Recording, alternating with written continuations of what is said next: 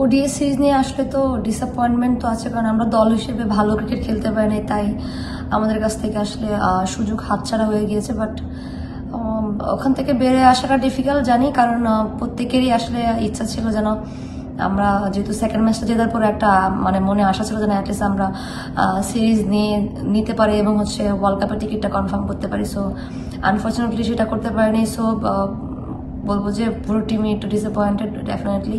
But still এখন আমাদের সামনে যেহেতু টি-20 সিরিজ, তো আমাদের এখান থেকে যতটা দ্রুত সম্ভব আসলে বের হয়ে আসা, যদি আমরা টি-20 সিরিজে ভালো করতে পারি সেটা অবশ্যই আমাদেরকে টিম ওয়াইজ অনেক বেশি বুস্ট আপ করবে।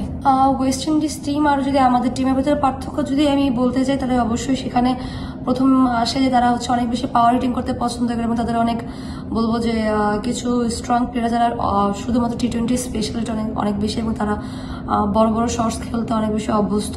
কারণ টি-20তে স্ট্রাইক রেটটা অনেক বেশি ইম্পর্টেন্ট। টিম ওয়েস্ট ইন্ডিজ তাদের এগেনস্টে যদি আপনি 140+ রান না করেন বা 140 রান না করেন, তাহলে সেক্ষেত্রে আসলে ম্যাচ আসলে জেতার সম্ভাবনাটা অনেক বেশি কমে যায় এবং কম্পিটিটিভ ক্রিকেটও খেলা যায় না।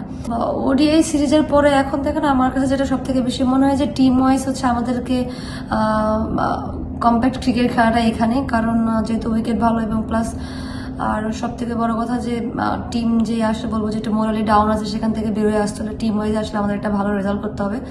সো এখানে আসলে এখন তো আমাদের লক্ষ্য থাকবে যেন আমাদের টিমে যে মেন্টাল বলবো যে সিচুয়েশনটা আছে সেটা তো ডেভেলপ করার একটা ওয়ে এখন অবশ্যই সেটা টি-20 সিরিজে আসলে ভালো ক্রিকেট খেলার মাধ্যমে হবে।